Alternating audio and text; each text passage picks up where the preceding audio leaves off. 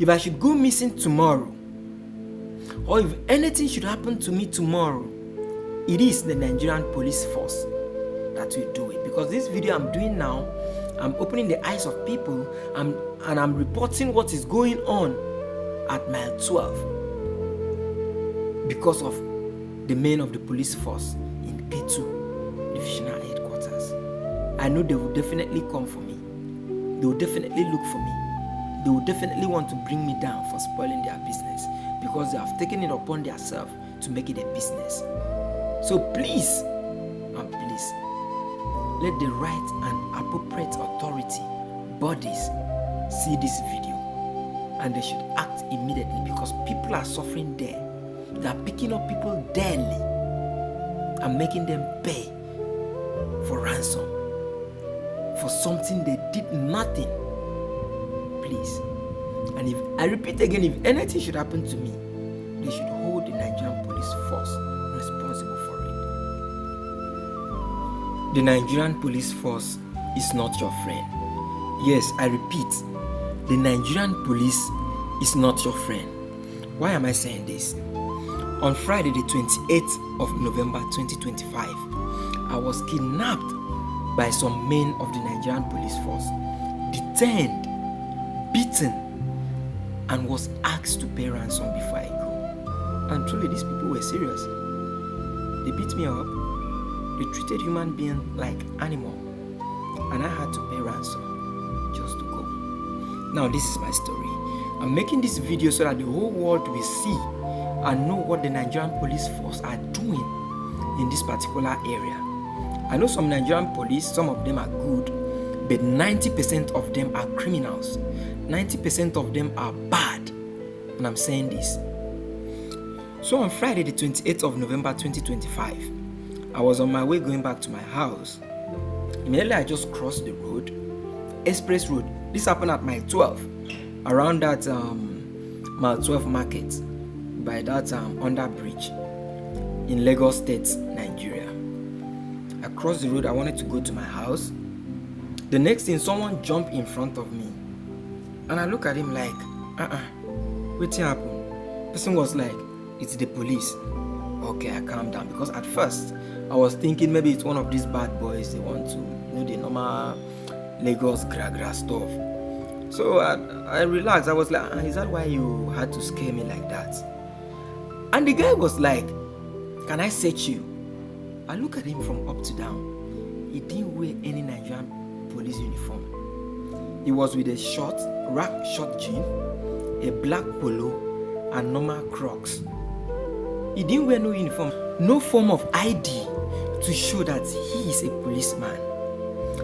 I look at him at some point. I wanted to that. I was like, because he was the only person there, I was just like, okay, fine. Since you say you are a policeman, and you ask if you can search me, I have nothing to hide. I don't smoke. For me to say, oh, you will see something in my bag. I don't smoke. I don't even take alcohol. So I have nothing to hide. So I was free. I said the exact words. Sure, why not? When he said, can I search you? I was like, sure, why not? Go ahead. The next thing, the guy grabbed me. On my waist. I was like, what are you doing? Take it easy. You say you want to search me. Fine, you can search me. I was about bringing out my phone from my pocket so that I can point light, so that I can see what he's doing, and him too, he can also see what he's doing. He can see everything I'm carrying. Immediately I put my hand to bring out my phone. The next thing I heard was slap. Pow, pow. Like, what's going on? You said you wanted to search me, so why are you beating me? Why are you slapping me? At that point, I was scared. I was like, oh, maybe it's actually bad boys in the area. They know when they say, oh, it's the Nigerian police, that you calm down, you wait. I was like, damn. If only I had known. The guy started beating me up, dragged me. And you know now I'm a man, and this person is a man. It was only one person. I dragged with him because I didn't know who he was at that point. If you were a policeman and you said you wanted to search me and I didn't drag you, I told you, sure, why not? You can go ahead and search me. And me bringing out my phone to point light so that you can see what you're doing, I don't see anything wrong there. So why beat me up? Started beating me. The guy dragged me to to a bus where we have this mini bus, normal korogbe. The normal korogbe they use for transportation here in Lagos. He dragged me to where that bus was. And I was like, damn, all these things I've been seeing online, they kidnap people. Is it finally happening to me? So I was looking for a way to run. The next thing, beating, like 2 of them came out to drag me.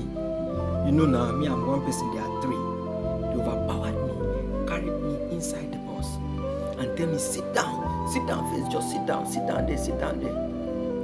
One person was already inside there, the person, one elderly man, a big man, like a family man, you know. So I sat down, I was scared, my heart was beating fast. God, I saw one of them in the driver's seat, still no uniform, with a gun. I was like, damn, so this is actually happening in Lagos. People are still walking around, going on with their normal business, doing their normal transaction. This happened around past 10 to 11. If I should call it, I should say it should be around, it was around 10:40 or 10:45 thereabouts. It's around that time it happened. They dragged me into the bus. I sat down. I was scared. Inside my heart, I started praying. I started like, oh God, please help me. God, if I can escape this one, Mama, I will thank you. Like, a lot of things was coming through my mind. The next thing, I saw them dragging 2 more boys. And they were like, what do I do now? What do I do? Leave me. The way they were beating up these boys. I was lucky that my beating was not that much. My own was just slapping me on my face, slapping me on my back, slapping on my body, dragging me. When I saw that it was almost getting out of hand, I was like, well, let me just calm down first. Let these people come beat me, kill me. Calm down. They brought these 2 boys. If you see the beating they gave to these boys, they beat up this guy to a point that he was bleeding. The place I was sitting down, I was seeing blood. I was like, God, what's going on? What have I gotten into? I was still not sure that it was the police. So they dragged 2 more people. We were like 4 or 5 in that bus. They drove us out. I was scared. Even when they drove us out, they said that the boy was really struggling, was arguing with them when they wanted to move him. They were still beating him up inside the bus. If you see punches, like they were folding their hands like this, punching the guy in his face. I was scared. Like, I was seriously scared. They drove. I was trying to make sure that I look around to be sure of where they are taking me to. And then when they drove from mile 12, they entered police station Ketu, the Nigerian police station, Ketu division. And when I saw that they entered the police station, I was like, oh God, thank God. So truly these people are policemen. And what was going through my mind was that, why are they treating people like this? You're just catching someone on the road and you're beating someone this mercilessly and treating someone as if that person is an animal. I was like, well, being that we are in the police station, I've never been detained in my life before. I've never committed a crime before. I have nothing to hide. So I was just like, oh, thank God. Truly, I will go back. That means there's nothing that they will see on me that will make them keep me here. So I'll definitely go. But surprisingly, do you know these guys? They didn't take us inside the main police station where you go to the counter and then they will take your name, give you a paper that you write statement, what happened, how you were caught and everything. They didn't take us there. They took us to the back, like the back of the police station. Like maybe if you are entering your house, you are going to the backyard. They took us to the back, took us to one corner where their lodge is, where they are staying, to keep us there. When I entered there, I saw like 30 other people. I was like, damn, what's going on here? The next thing when we entered there was beating, sit down. Collected phone, they were collecting phone, sit down. I was so scared. I was like, what are these people up to? Is this not kidnapping? So now, men of the Nigerian police force, they can now kidnap, take you to the police station, take you to the back, to keep you for your people to come and pay ransom. A lot of things was going through my mind. So when I saw the beating, that people were receiving them. Immediately when I entered there, I rushed. I sat down where other people were sitting already. I sat down on the floor and relaxed. So they were beating up all those people they brought in. They were collecting phone. They will collect your phone, put in one sack bag, and they will write just your name. They will write your name down, collect your phone, tag your name to your phone. They were collecting phones like that, beating up people. I mean, I just sat down. I didn't say a word. So when I sat down like that among the other people that were there already, they didn't know that they have not collected my name and they have not gotten my phone. My phone was still with me. I was wearing a waist bag, so I put my phone inside my waist bag. So immediately I noticed this. I had to look for a way to put my phones in silence so that nobody can call me for it to ring for them to know. Because if my phone had rang in that place, I don't know where I would be today. I don't really know where I would be today. So I just sat down there without saying a word. All those people that were asking, what is my offense? What have I done? You picked me on the road. You wanted to search me. You asked me where I'm going and all those things. Before you know, you dragged me, started beating me up. If you say a word, it's beating. I say it's serious beating. They were calling us animals. They say you're an animal. You know where you are? Do you know where you are? The beating was hell. Like, the beating was hell. I just kept quiet. I sat there. I didn't say a word, and they didn't know that I was still with my phone. And then, when they brought us in, those of them that were in the bus that brought us were pointing hands, saying, "This is my own. This is my own. This is my own. 1, 2, 3, 4. Now me get them. 1, 2, 3. You see how different policemen were pointing hand at human beings, saying 1, 2, 3. Now my own be this. So write this name. Where you want put them, no put them with others. So no put this one. Like. You were like goats. You were like goats or like fowl that you take to the market and you're like, this is my own, this is my own, this is my own. I'm selling this one at this price. I'm selling this one. I'm like, what is going on? I was just there looking. So after they finished counting, making all those arrangements, they forgot about me. They didn't even know that. They just brought me. So some of them left with the boss again to go bring in more people, and then like I think three or 4 people were left there with guns to protect us so that you will not run. They were there with guns so that we will not run. We sat on the floor, and when we sat on the kind of sand that was there, sharp sand, that even if you wear jean and sit on that sand, the sand will pierce through your jean and enter your skin and will hurt you. This thing happened on the 28th of November 2025, but I couldn't say anything because I was traumatized. I had to take a break. I had to take time to get back myself from what I saw there. The beating there, the things that was happening there, it's not something a Nigerian police force men should do. The Nigerian police force is meant to protect our life and property. But this one, they are stealing our lives, stealing our property, and demanding for ransom, which is wrong. That's why I'm making this video so that the world will see. This happened at mile 12. Around that under bridge, they were parading from mile 12 to Ketu. It was policemen from the Ketu divisional headquarters. I still remember some of their names. Imagine the person that was doing the negotiation, because when we sat down there, they said, don't say a word. The only thing you have to say is if you are ready to go. If you are ready to go, come out so that you can go do negotiation with one of the men there. So that you talk, this is how much you want to pay, this is how much you want to pay before you can go. The person that was doing the negotiation, his name is Ibrahim. Anybody should go to Ketu police station now and ask for Ibrahim. You see him. I know his face. I know him very well. The person that was doing the negotiation was Ibrahim. There is one other man, I don't know his name. They didn't call his name while I was there. That man is brutal. That man is more like a criminal. Because that man will beat you, dismantle you, disfigure your face without any reason.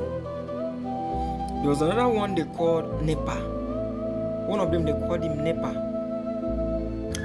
Another of the policemen was called Yahoo Yahoo. Imagine. Like, when they were shouting this name, I was like, what's going on? The guy came in, he was drunk. Like, he was totally drunk. He came in, they were cheering him, Yahoo, Yahoo, Yahoo, Yahoo, Yahoo, Yahoo. He was like, yes, yes. When he came in, because he was drunk, he started talking to us. Muna, no worry, all of una go, all of una go.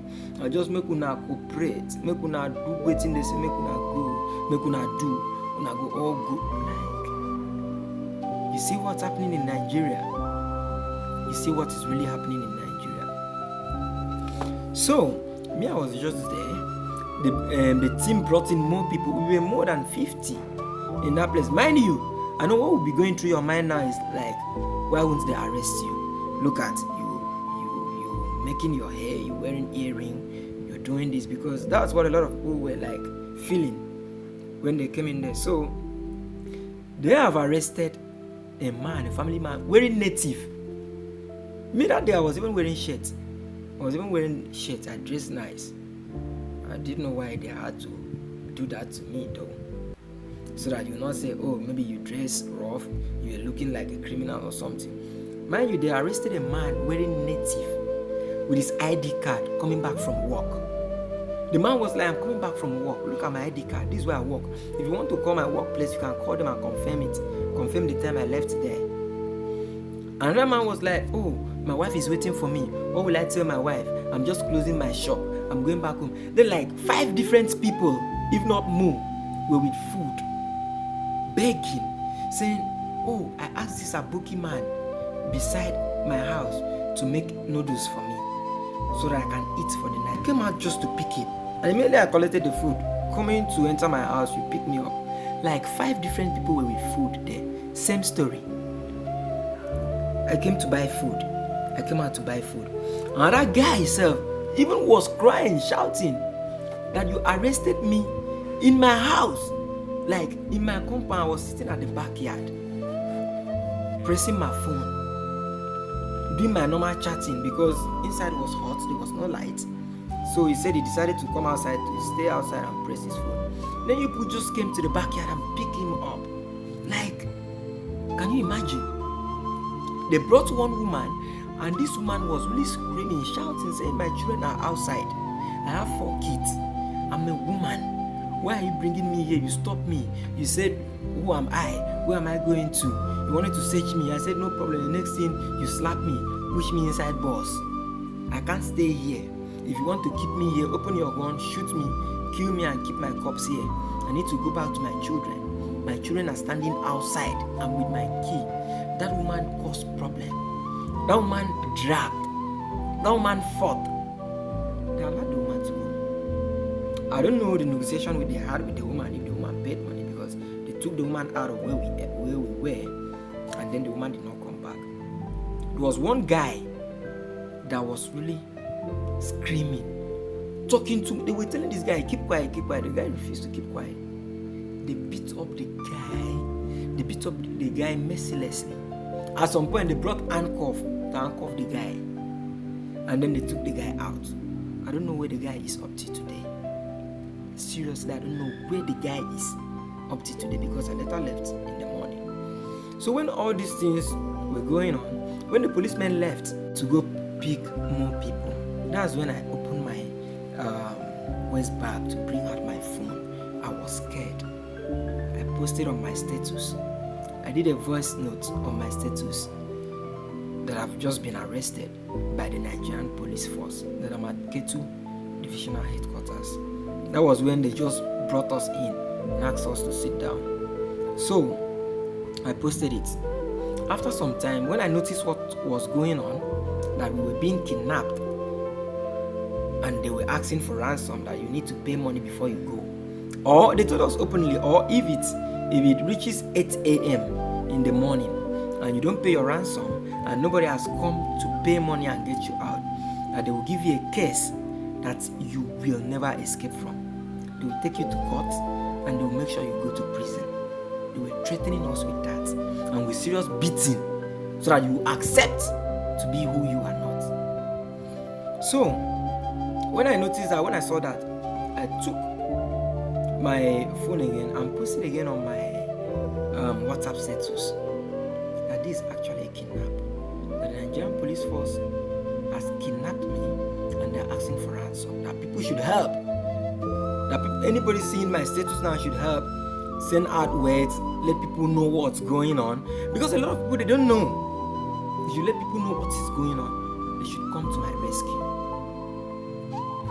And then the next thing I checked, messages started coming in on my WhatsApp. People started calling me. I had to put my phone on flight mode because I didn't want anything that would make these people see or notice that I was still with my phone. Because if they had seen and noticed that I was still with my phone, I don't know if they would have killed me or do something I don't even know. Because if you should even say, what have I done? Why am I here? The kind of beating you will receive, you would never imagine that you could receive such a beating in your entire life. They will beat you in a way that even a hardened criminal abroad will not receive such beating. Like, they will beat the hell out of you. Now my question is, why is men of the Nigerian police force that is supposed to protect our lives and property now kidnapping us and asking for ransom? Because this is a kidnap. How can you ask to search me as a Nigerian policeman and I stand for you to search me? The next thing you beat me, throw me inside the bus, take me to a place and detain me, and then you tell me that I should pay you some amount of money, that if I cannot pay that money, this is what you do to me. You take me to the court, give me a case that I will never escape in my life, and you send me to jail while you are beating me to accept what you are saying. Is that not kidnap? So now we'll be running away from the original kidnappers, we're running away from the original criminals, and we will also be running away from the government. Why? What crime, like what did we do wrong to be a Nigerian citizen? I want to understand. So some people came in the morning to come bail me out because I was still with my phone sending message like, if it's 8 o'clock here, I don't know what these people will do to us. Because when it was from 6, people start coming in. They will come, pay money, talk amount you want to pay and leave. They will pay for your ransom because it's a ransom. Because I don't see why you didn't do anything. They just pick you up and they're asking you for money and you paid. So some people came in. So I thank you so much. These guys stood by me. They made sure that I was out of that place. God bless you so much, Mr. Richard Benson. God bless you, Mr. Rex. God bless you, my best friend. I know this one, if you didn't come through for me and you for one leg of trouser because you are my best friend. Come on, you're supposed to do this. You've been no one doing before. God bless you, my best friend, Benedict Fidelis. You know I lack words, don't worry. Let me just leave your own first. God bless you, TJ Supremo. That guy, he went all in and out to make sure people get to know what was going on. And then to everybody that was sending me messages, checking on me, trying to make sure that I get out of there, God bless you guys. You guys were amazing. You guys did a lot for me to make sure that I come out safe and sound. And yes, I came out safe. Though those people took ransom from me, Mr. Richard Benson and Mr. Rex, they came and they were the one that paid the ransom. Imagine. The top price, they were like the bargain price, and they paid for me to leave. And when we were coming out of the place, one of the policemen that was at the gate, we came, and then this my friend, my brother that came to pay money for me to live there. I think he knew one of the policemen there that was by the gate that directed him to where we were being kept. Because it was illegal. They didn't take us to the main cell. They didn't take us to the main inside of the police station. So I was like, I didn't do anything wrong. They stopped me, asked to search me. They asked to search me. I waited. The next thing was beating. And a policeman, the guy was like, you need to understand now, this is the season. Like, this is the season. The season for what? The season for you to kidnap Nigerian citizens and ask them for ransom? Like, I don't understand. So, I didn't actually talk about this. When they brought me out, when these people came to tell them that one of their person was inside, they brought me out after asking to pay money. They asked me, what time did they arrest you? What time did they pick you?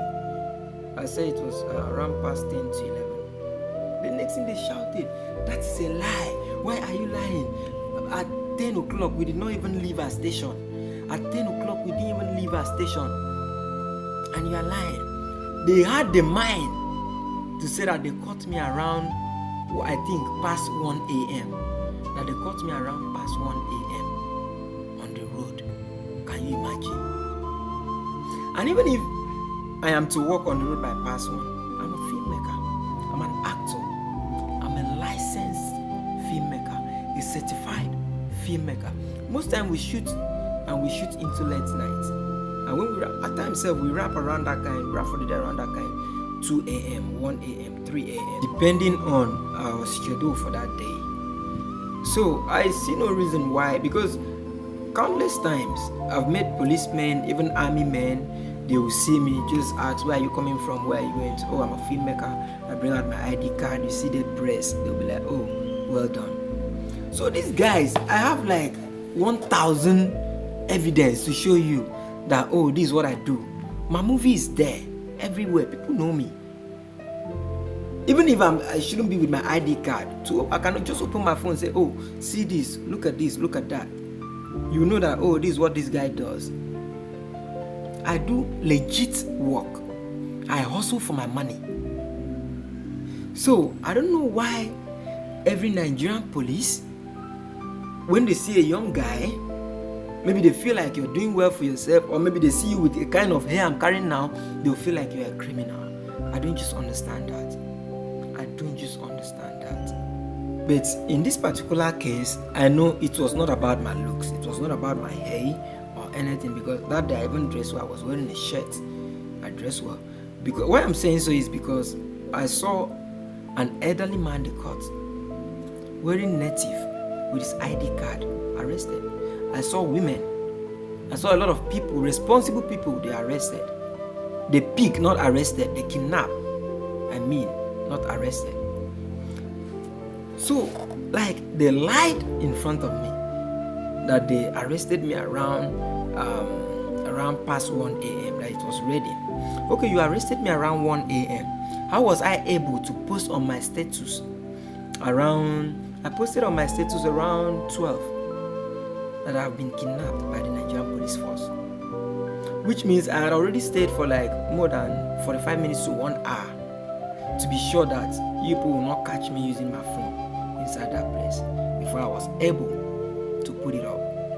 And then when these people came to bail me out, to take me out, people said a lot of lies. They said a lot of lies about me, and they said I am a criminal. Okay, I'm a criminal, you are arrested. The first question I asked was, do you know you don't even have my name on that list you are carrying? My name is not there. So if I am a criminal, you can't even give account of the criminal you arrested. My name is not there. You don't even know my name. And you didn't even know that I'm still with my phone. Because as at that time, they had already paid the money they asked for, and I was already out there. My name wasn't there. And they asked me my name, I didn't want to say it. And even if though I later told them my name, but I saw that they didn't still write my name there. Because the money they collected now on my head will not be recorded. The rest of their colleague will not know that, oh, someone like me was there and they collected money on my head. So you now see, them, they are also stealing. They are also stealing from themselves. You see the country we are in. So please, I made this video to create awareness. Then, even the next day, was it the next day or when? I think 3 days later, because I had a job, I had a shoot to do. So I was to come back to the island where I normally work, where I normally film, my apartment here on the island. So when I was coming back, I noticed these same men, they were still picking people on the road by past 7. Like past 7, they were picking people on the road. So it has become a routine. It has become their work to pick people like that, get ransom from them, and use it for their own selfish interests. The Nigerian police force, men of the Nigerian police force that are corrupt, and you're watching this video, God will punish you. God will punish the corrupt men in the Nigerian police force, spoiling the name of the Nigerian police force. God will punish you people, punish your children, punish all your generation. Nothing on earth will be well with you guys. You people has collected the money, it will not go well with you guys. You don't know how I work hard, how I hustle. I'm a filmmaker. Most time I shoot till 2 a.m. I stay awake, working hard for my money. And that's the same money you people collected from me unlawfully, illegally, and you think you go free. That's why tomorrow if you see something happen to a policeman, don't pity them, because you don't know what they have done. You people will suffer. Like you will suffer, your children will suffer, except they run to God and beg for their life, beg for forgiveness. Except they follow God. Because I know your kids didn't send you to do all the things you've done. But as it is said that the sins of the father will be transferred to the children and to their generation. Your generation is cursed if you are a corrupt policeman doing all these things. So please, I want the entire public to know that this kind of activity is going on in Mile 12. The Nigerian Police Force K2 Division is corrupt. They are kidnapping people and asking for ransom. Please, very dark man. Tunde Ednot, Gossip Mill, Linda Ikeji Official, Instablog Niger, all the blogs, please take note. Take note, please. You guys should share this video. Let people know what is going on in Nigeria. That the Nigerian Police Force K2 Division is compromised. They are corrupt. They are going around picking people, kidnapping people, and asking for ransom. I know names like Ibrahim, one they called Yahoo Yahoo, one they called Nepa. They are all there in this business together, kidnapping people daily on a daily routine to get ransom from these people. Please, the public should be aware of this criminal act that is being carried out by the men of the Nigerian police force. I know this video I'm making, I'm even risking myself. And if anything should happen to me, people should hold the Nigerian police force responsible. If I should go missing tomorrow, or if anything should happen to me tomorrow, it is the Nigerian police force that will do it. Because this video I'm doing now, I'm opening the eyes of people and I'm reporting what is going on at Mile 12 because of the men of the police force in K2 Divisional Headquarters. I know they will definitely come for me. They will definitely look for me. They will definitely want to bring me down for spoiling their business because they have taken it upon themselves to make it a business. So please, let the right and appropriate authority bodies see this video and they should act immediately because people are suffering there. They are picking up people daily and making them pay for ransom for something they did nothing. Please. And if I repeat again, if anything should happen to me, they should hold the Nigerian police force responsible for it because I know they will want to come for me.